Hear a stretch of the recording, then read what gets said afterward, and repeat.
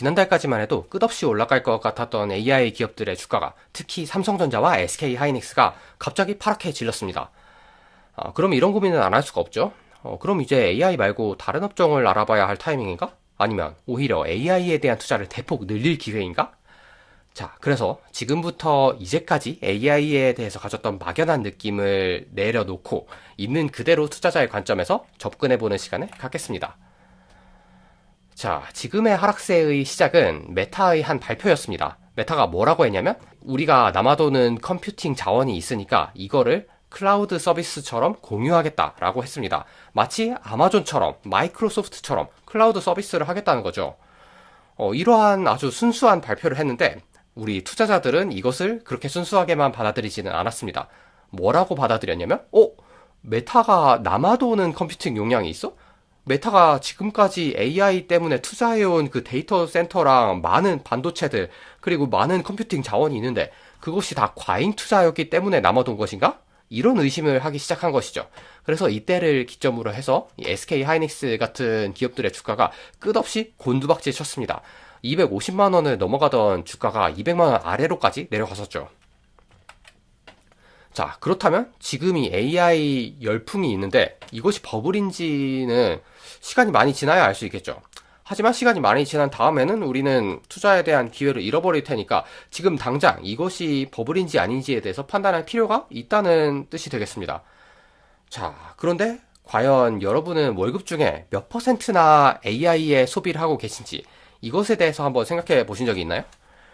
저 같은 경우에는 사실 챗GPT나 클로드나 제미나이 같은 생성형 AI들이 있기는 하지만 제가 딱히 지갑에서 AI에 꺼내 쓰는 돈은 거의 없다고 말할 수 있거든요. 그런 관점에서 봤을 때 이 AI 기업들의 엄청난 투자가 정당화가 되기 위해서는 사실 궁극적으로는 저를 포함한 투자자의 지갑에서 돈이 나가야 되는 거잖아요. 그런데 그러한 나가는 돈이 없다 하면은 이것은 말 그대로 밑바닥이 없는 건물, 즉 버블이라고 생각할 수가 있는 거죠. 그리고 두 번째 문제는 뭐냐면 이 AI의 업무 능력이 사실 지켜보니까 마땅치 않다 이런 문제가 있었습니다. 저는 개인적으로 일 못하는 인간 직원 수준 정도라고 생각을 하거든요. 정확히 말씀드리면 어떤 거는 진짜 잘하는데 어떤 거라기보다는 좀 대부분의 업무들은 잘 못합니다. 예를 들어 엑셀이 나보다 표 계산은 잘하지만 그렇다고 엑셀한테 일반 업무를 맡길 수 없는 거랑 동일한 거죠. 결과적으로 전체 업무량 중에 AI로 인해서 단축된 업무의 비중? 그것은 좀 미미하다고 말할 수 있을 것 같습니다. 물론 업종에 따라 다르겠지만 저는 개인적으로 프로그래밍 부문을 제외하면 대부분의 업무가 AI로 그렇게 많은 부분이 대체된다고 생각하지는 않습니다. 그렇다면 생성형 AI, 챗 GPT 같은 이러한 AI 툴들이 나온 지가 몇 년인데 아직도 직원을 대체할 수준이 아니라면 혹시 AI의 발전이 덜 돼서가 아니라 애초에 AI로 해결 가능한 문제가 한정적이었던 거 아닐까? 이런 생각을 해볼 수가 있는 것이죠. 자, 그런 관점에서 봤을 때 이 AI로 해고한 인원을 재고용했다는 소식도 굉장히 놀라운 소식이라고 할 수 있겠습니다. 우리가 직접 내 지갑에서 빼쓰는 돈은 없다 하더라도 기업에서 AI 업체들한테 돈을 주면 되지 않느냐 이렇게 생각할 수가 있는데요. 첫 번째 문제는 이렇게 기업에서 슬슬 인간 직원을 AI로 대체하기가 어렵다는 사실을 깨닫기 시작했다는 것이죠. 그렇기 때문에 이렇게 해고한 인원들을 다시 고용하고 있다고 볼 수가 있겠고요. 두 번째 문제는 직원을 예를 들어 300명을 잘랐어요. 그러면 그 300명분의 연봉만큼 AI 기업한테 때려박느냐? 그 정도는 당연히 아니겠죠. 그러면 인건비 절감 효과가 전혀 없잖아요. 그렇다면 예를 들어 300명분을 잘랐으면 30명분의 인건비만큼 AI 기업에 투자할 용의가 있다. 그럼 그걸로 이 거대한 덩치의 AI 기업들이 계속 살아남을 수 있을 것이냐 이런 질문을 할 수 있을 것입니다. 만약에 거기에 대해서 예스라고 대답하지 못한다면 지금 데이터 센터에 어마어마하게 들어가고 있는 투자금들은 회수할 길이 요원하다고 할 수 있겠죠. 자, 어떤 분들은 이러한 태도를 좀 구시대적이다. 세상 돌아가는 것도 모르고 어떻게 투자를 하냐. 이렇게 말씀을 하실 수가 있습니다. 하지만 정확히 그런 비웃음을 이 1999년에 워렌 버핏이 받았습니다. 이 1999년이라는 시대는 인터넷으로 인한 붐이 엄청나게 올라왔던 시대였거든요. 회사 이름마다 닷컴이라는 이름만 끝에 붙이면 주가가 엄청나게 치솟던 시대였죠. 그 와중에 이 워렌 버핏은 껌 기업인 리글리에다가 투자를 했습니다. 그래서 이 버크셔 해서웨이에서 주주총회 때 이런 질문이 나왔죠. 왜 버핏 회장님은 인터넷 기업에 투자를 하지 않습니까?